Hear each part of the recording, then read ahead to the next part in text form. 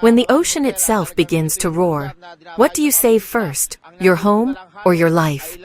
Tonight, the Philippines faces a monster. Super Typhoon Uwan, internationally known as Fenghuang, has unleashed its fury across Luzon and the Visayas, a 300-kilometer wide wall of destruction tearing through homes, highways, and hope. Winds howling at 185 kilometers per hour, gusts near 230, and waves towering as high as 3 meters have forced nearly 1 million people to flee their homes. Entire towns stand underwater.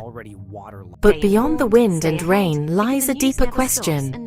Why does each storm now seem stronger than the last? And what will this one leave behind, not just in ruins, but in lessons ignored?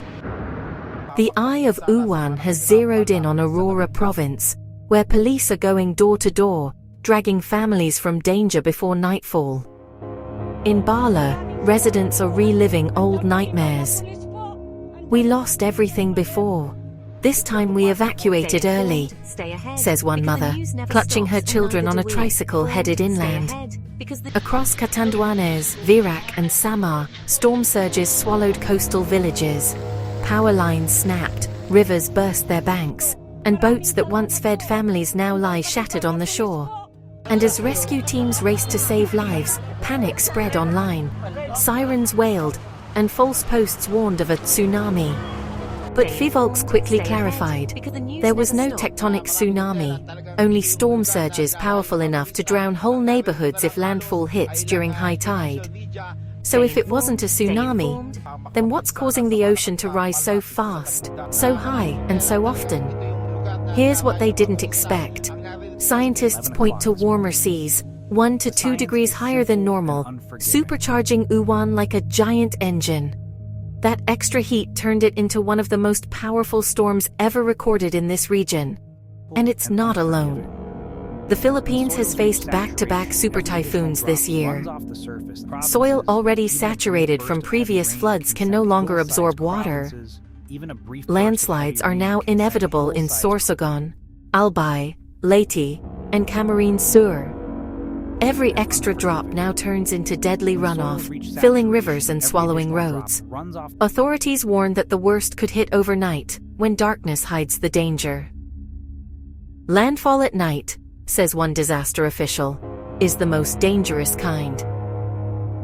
Over 900,000 evacuees are packed into schools and gymnasiums. Some clutch sacks of rice and candles, others just photos of what used to be home. Electric grids across Leyte and northern Samar, already weakened by previous storms, are at breaking point. The National Grid Corporation fears even one tower collapse could trigger a chain reaction: power outages, water shortages, and communication blackouts.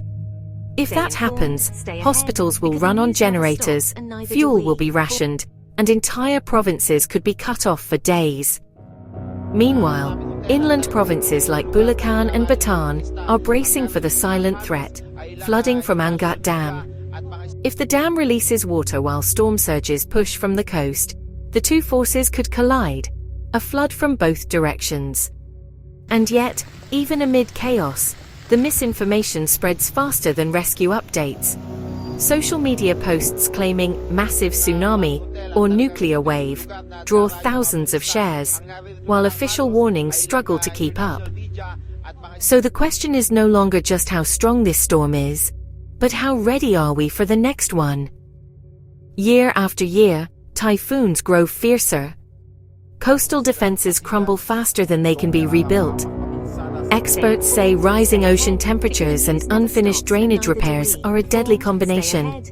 In Legazpi, Tacloban and Polillo, flood walls flagged for urgent repair months ago remain incomplete. The result? Whole communities, again underwater.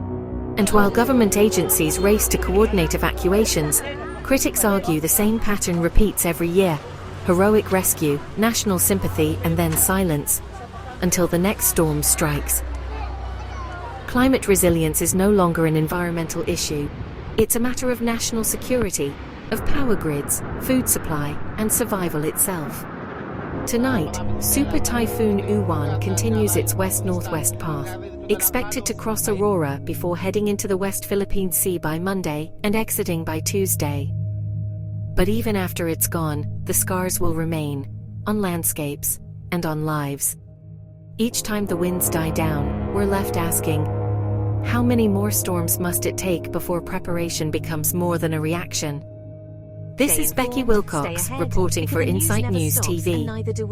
Stay safe, stay informed, and remember, like, share, and subscribe for our continuing coverage and deeper analysis of the forces reshaping our world. Your voice, your vigilance, and your awareness can save lives.